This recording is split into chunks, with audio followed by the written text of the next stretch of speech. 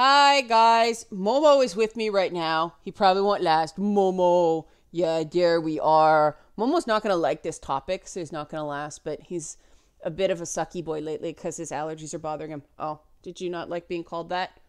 Okay, sorry, Momo. Okay, there you go. Okay, Momo's gonna settle. Yep, there he goes.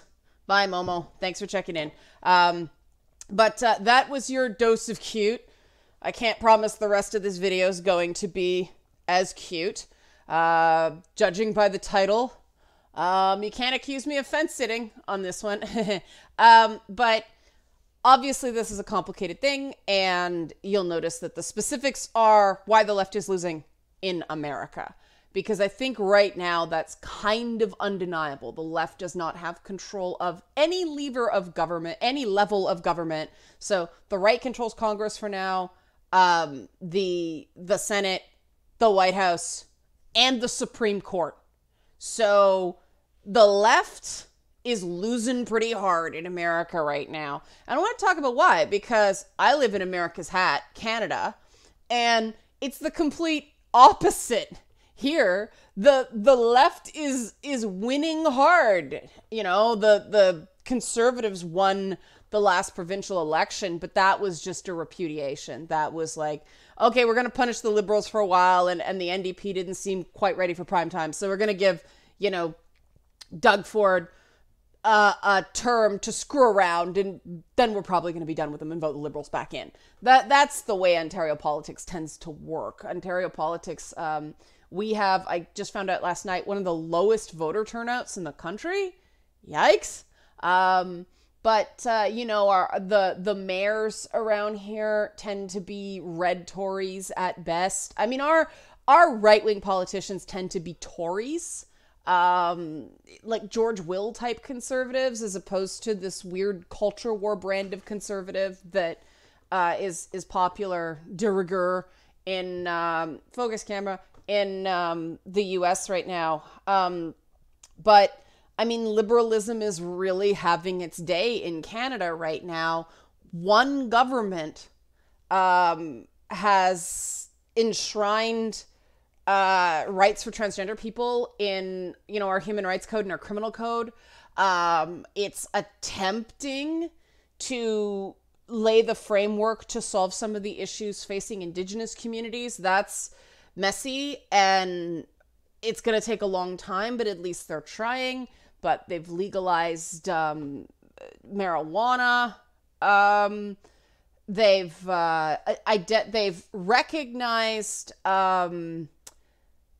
non-binary families. So while multiple marriages still aren't legal here and probably won't be, you can have more than two parents on a birth certificate in the cases of, polyamorous relationships, or even surrogates. If people want to list the biological mother plus the two, legal parents, they can do that now. So this probably sounds horrendous to conservatives, because that's how liberal we are as a country. We are exceptionally liberal. Even our conservatives up here, we don't have an abortion debate up here. We don't have a gay rights debate. This stuff decades ago solved. We are so much more to the left than the US is right now. And when I look at the different ways the left has functioned up here as opposed to down in the US, you can see why. I mean, and this is what I want to talk about today. The thing that has made the Trudeau government so successful is that even though its messaging has sucked, Trudeau himself has managed to seem like a decent human being. He will admit when he's wrong, and he is very good at knowing when to take the bait on something.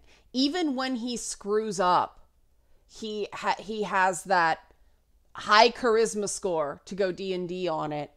And he's able to make people feel like he did it for the right reasons, even though he seems out of touch or obtuse at times. Nobody thinks he's a bad guy. And he's just rough and tumble enough so that people can't paint him with that, latte liberal thing.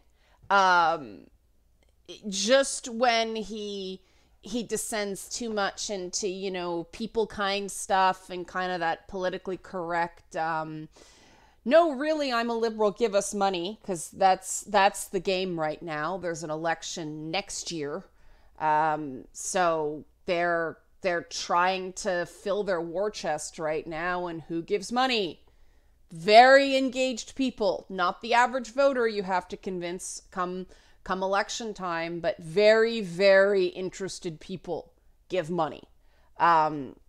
So there's a bit of cynicism there, but then he does things like nationalizing pipelines, which is actually a very economically liberal policy, but some people freak because, oh my God, oil. So, environmentalists and all that stuff.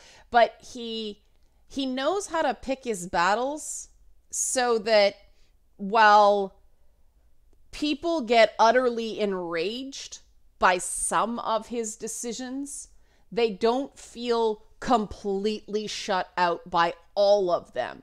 And that is good politics. It's becoming increasingly difficult for the opposition parties, both the allegedly left-wing NDP and the decidedly right-wing Conservative Party of Canada.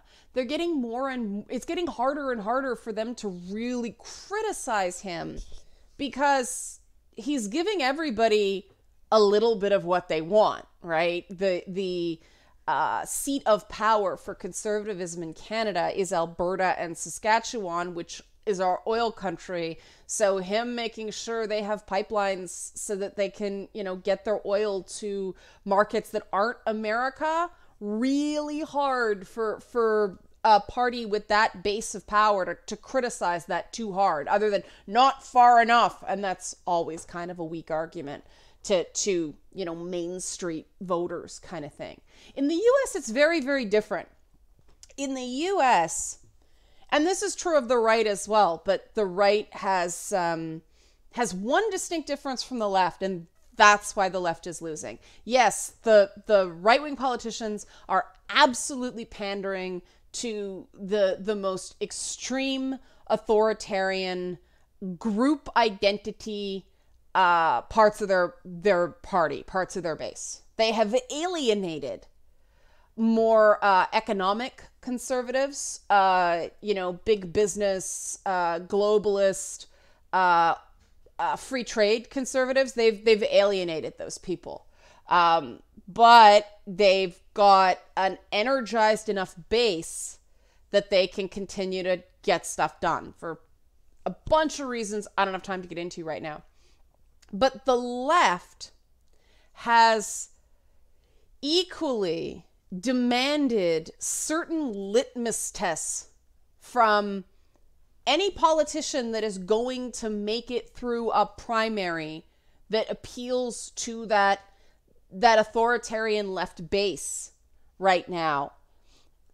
That they're getting candidates that it's too hard for them to pivot to the middle in a general election. And unfortunately, and this is what was weird about the last election, in a lot of places, Trump was the one that perceived to be pivoting to the middle. I know a lot of people were like, oh, he's so evil and authoritarian, all that stuff. But what other people were hearing is jobs and national security. So the middle is also different. The middle is more to the right in America than it is in Canada. So that's an important distinction. But the thing that Trump did is that he set it a brand, and he's been relatively consistent with that brand. It's easy to have a consistent brand when you're an asshole. You just keep being an asshole. It's easy to be an asshole. You never have to watch what you say. You never have to think about what you do. You just spew and blather all over the place. But consistency is so essential for modern politics right now. I mean, that's why Rob Ford, rest in peace, got elected, and now his brother Doug Ford has put consistency, consistency, consistency. The left has created this schism in expectations in their politicians. And I consider myself left-wing, but I say there because I'm Canadian, not American. So this is American left.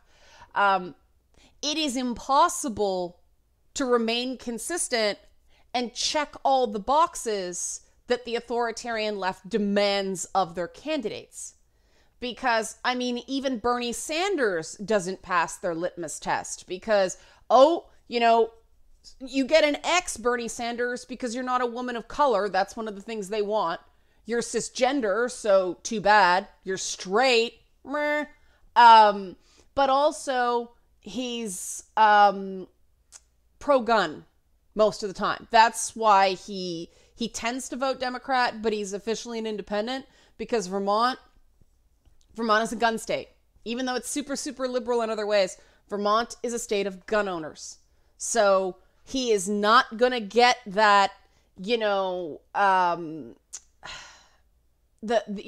assault weapons limitation, all that stuff. He's not, no matter how much he tries, his record just belies him there. And so all of his good stuff, like these socialists, these economically left, democratic socialist policies, even though they may agree with that, well, he doesn't have all these other liberal things. Therefore, he seems inconsistent and he fails the purity test. And that is true of almost any candidate with the access to money that you need to fight a general election. And it's great that you're running candidates that look great as poster kids for, the identity left. And, a lot of people are really pushing people like Kamala Harris and Cory Booker, but even they don't necessarily pass every purity test that the left would offer because they have heavy pragmatic streaks. They've actually had to work in the system. So eventually they're going to do or say something the left doesn't like. I mean, Bernie's stepped in it more than once, and there's all these articles coming out about how he has this energized base of people, but he is not growing that. He is not gaining traction. And the problem is nobody can in the way the left works right now, because the left is a bunch of do as I say, not as I do. And this has been going on for years now. Like, we've seen that now with this, you see people who, were quoting Michelle Obama after the convention, when they go low, we go high, now saying, no, we should harangue and harass and, all this stuff. What a terrible choice of words. Like, oh my God, you're the political affiliation of anti-harassment. Like, you're the people who write unironically in 2018 about a video game fight as this horrible harassment of women campaign. You're the one that picked that narrative. And now you're saying you should harass the political figures that disagree with you. Any thinking person is going to go, that's hypocritical. You're not being consistent. I don't know what you actually think. I don't know how you're actually going to govern. And that is a problem over and over and over again when it comes to electability. People have to know who they're voting for. They may not necessarily like it, but that's the thing I found interesting about voters. They are more likely to vote for somebody they may not agree with, but they feel like they understand, as opposed to somebody who's flippity-floppity all over the place. They don't know where they're coming from. That's why, flip-flop is such a powerful political attack. And the problem is the left can't do anything about it right now because, again, the bar is set so high. The expectation is that you have to decry all this aggressive behavior in your perceived political enemies, but then you're expected to go out and throw yourself on the barricades for causes that, are the darling of the left, and you just can't have both.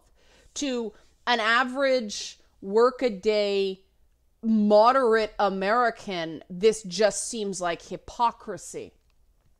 And I really understand some of the things, in America right now are so upsetting.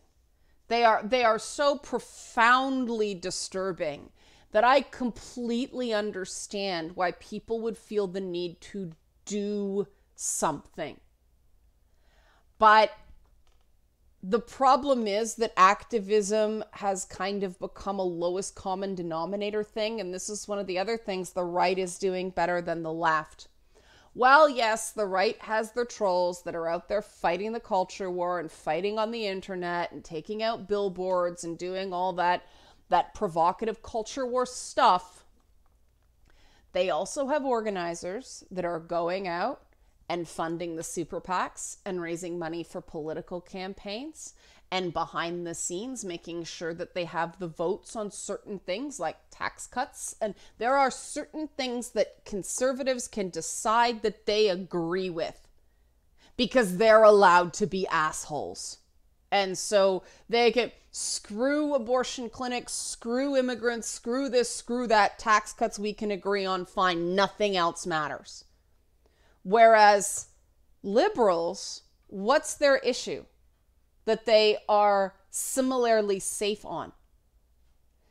The rich liberals that are fueling the Democratic Party don't mind the tax cut, let me tell you. So they don't have, what are they going to raise taxes? They can't do that. Forget it. You won't get reelected. So what's their safe harbor issue? They don't really have one.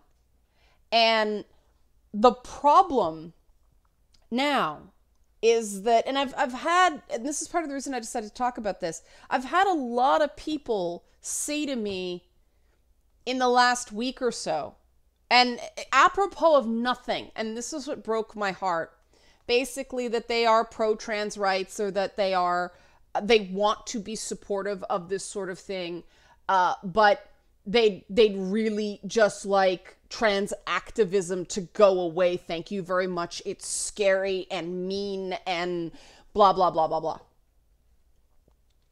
And this breaks my heart because those are precisely the people who are potential advocates, but they don't dare because if they say something wrong, somebody's going to jump on them. And the reality is that the left has a much harder job. For one, the left is the party traditionally of change.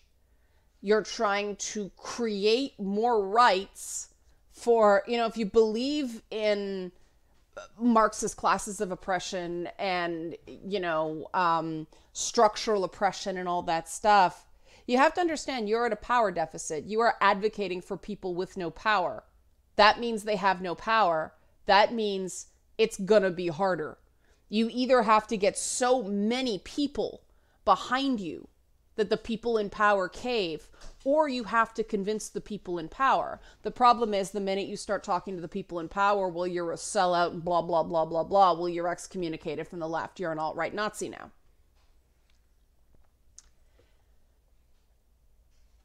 But the people that subscribe to this stuff, they scream and yell and use it as the equivalent of the Bible. The Communist Manifesto is the left-wing Bible that they thump at people, right? Systems of oppression, systems of oppression, systems of oppression. But then they act like those systems of oppression aren't real and they don't act accordingly. If you are truly oppressed, you can't go mouthing off to your oppressor. You know what happens to people that do? There's plenty of movies you can watch that saw what happened. There's a reason that, black parents give their young men the talk about the cops. The young men's? They're young men that talk about the cops. You can't mouth off to a cop. You can if you're white in certain towns. But you cannot mouth off to a cop as a black person. There's a reason. That's oppression. That's systemic oppression. That's real. And why is it real? Because you can't mouth off. If you're mouthing off, it means you're not actually as oppressed as you claim to be. And this is the problem. This is why the left is losing. Either you are oppressed and your rights are limited and you are disempowered and there are certain things you just can't say and certain things you can't do and your speech and movement is limited and you don't have access to the corridors of power, or you can mouth off and prove all that wrong. You can't have both. You cannot have both. Now, the problem is that some of these groups absolutely are marginalized. Absolutely. And I say marginalized because instead of oppressed, because it's actually more accurate. It gives you this idea of, being pushed to the margins instead of having your neck stepped on. But there are people who absolutely are marginalized. And teaching them to try to get what they want through direct conflict means they're going to lose every single time because they're marginalized. And this was one of the things I was trying to explain to gamers back in the day about getting what they want in the balance of power in the gaming industry. It's the game companies, then the games press and the games media, and then the game consumer. The game consumer is essentially marginalized in that dialogue because it's the industry in the middle, and they're the ones that lobby the government, and they're the ones that move the money around, and they're the ones that decide on the marketing, and they're the ones that decide the industry marketing face to the rest of the world. They make that decision. Then there's the games press, who has the power of empowered criticism, as well as a limited amount of access. So they can make the games industry miserable if they so choose. But the consumer base has been pushed, the core consumer base has been pushed to this outer ring of relevance where they're stuck with loot boxes and, wave after wave after wave of overpriced military shooters and marketing strategies fueled by testosterone, and they don't like any of it. I watched the E3 press conferences with people this year. They were like, make the wank gesture sort of thing. They're not impressed by it. They don't. The industry is jumping over their head because they assume their money is safe. They assume the core gaming consumer is going to buy any shit they shovel out, no matter how bad, just based on hype. They're jumping over the core consumer to the casual consumer because they're the ones they think have to be convinced. So the gamer, the core gaming consumer, is a marginalized consumer within this structure. And that means, and I'm going to speak as a gamer right now instead of a game media. I know I have more power than the regular person you guys watching right now.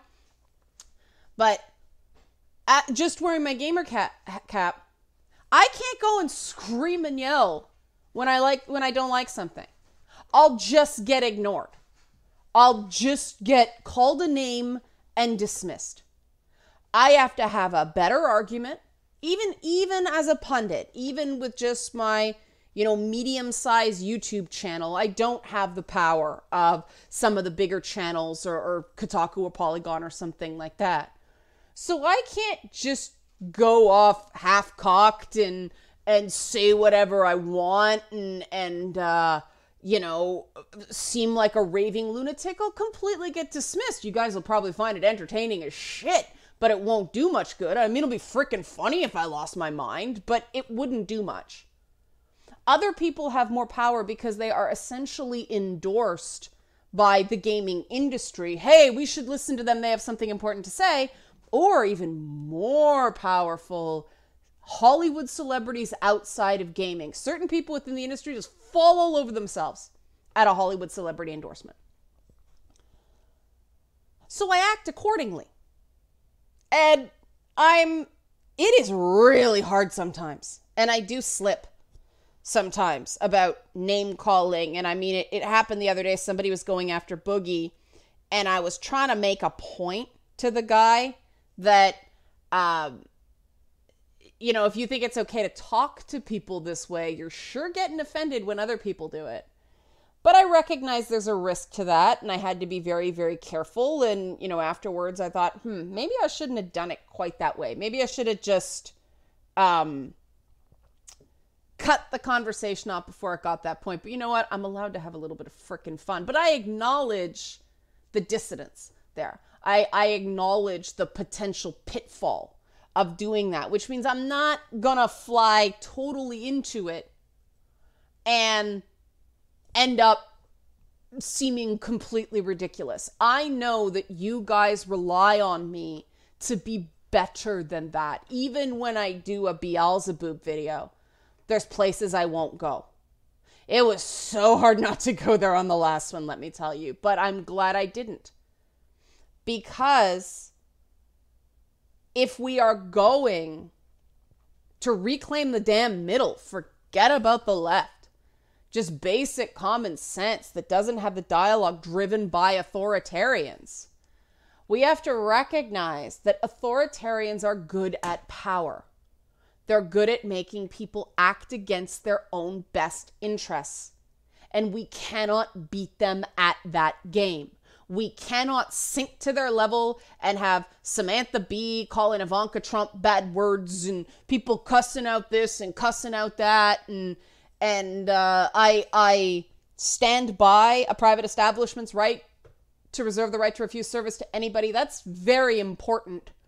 I have had to use that myself in cases where people had kind of stalkery exes that didn't rise to the level of criminality, but it was enough to throw them off. And I had to use that. I had to refuse entry to people so that my volunteer staff who weren't getting paid could do their job without being a complete basket case. And some of those guys were men. Sometimes it was an ex-boyfriend, but in 2 occasions it was an ex-girlfriend. And I appreciated that my volunteers trusted me enough to come to me and say, look, we are really this. I am going to be at diminished capacity if this person attends. Here's why. And they shared some really personal stuff with me. And I realized that with that whole Sarah Huckabee Sanders red hen thing, if I was a server, I probably would have served her. But if I was a manager and my servers came to me and said, we just can't do this, I'd back my staff. I wouldn't force them to do it. And it's funny, right? But a good leader knows when to earn that loyalty. People will be there for you if you are there for them, but you have to lead by example that way. And that's what the left's not doing. They are not leading by example in the US. They are sinking to Trump's level and Sessions' level and Sarah Huckabee Sanders' level and Sean Hannity's level and all those guys over and over and over again. If, Hannity does a crazy thing in favor of the president, too often even MSNBC pundits, they go the other way and make a story seem worse than it has to. 3 days on a fucking jacket? Really? I get that it was stupid, but oh my God, there are bigger issues. A jacket? That should have been one news cycle. Wow, wasn't that tone deaf? Next. The fact that they were still going on about 3 days later, that's why you're losing, guys. Sort of bang the table, but that's why you're losing. I have to cut that high school crap out. It is not a winning issue. Continuing to talk about this restaurant, I get you want them to get supportive phone calls as well as phone calls, yelling at them. But it's gotten so bad that any restaurant in the United States called the Red Hen or the Blue Hen or the Purple Pig or anything that is color plus animal is getting very passionate phone calls right now because people are just buying into the zeitgeist. They the media rang the bell and people are drooling like Pavlov's dogs. It is ridiculous if we continue to be led around by the nose by this chazarai. Nonsense. That's what it means. We're going to get nonsense. You know, got to keep your eyes on the prize. Got to get an economic message. People have to know how you're going to make their family better, how you're going to get them a better job with better pay, and not just for them, but for their children. What are we going to do about the non-college educated workforce in the U.S.? That should be a liberal issue. That should be. It's socialist. It's collective. How do we get those people in Kentucky and Mississippi and places like that? How do we get them working? How do we get them working? Lefties, you figure that out, you win. You win. You flip the South for the foreseeable future. Because jobs are dignity, and dignity is identity, and identity is what people care about right now. Do you care about me, and are you going to help me? Are you going to help me help myself? How these politicians are going to help the regular voter help themselves is the critical question that they must answer. And the left is not answering that right now. And that's why the left is losing. All right, I'll stop there. I'm sure people will yell at me, but thanks for watching. For the people who are going to be cool, you're cool. Yay for cool. All right, I got to knuckle down on Lady Bits now. So I'll try to do a Feedback Friday if I can, but there won't be any content Monday, Tuesday, because I'm going to try to get Lady Bits out for Wednesday. I will let you know if I can't make that deadline. It's going to be tight, but thanks for watching.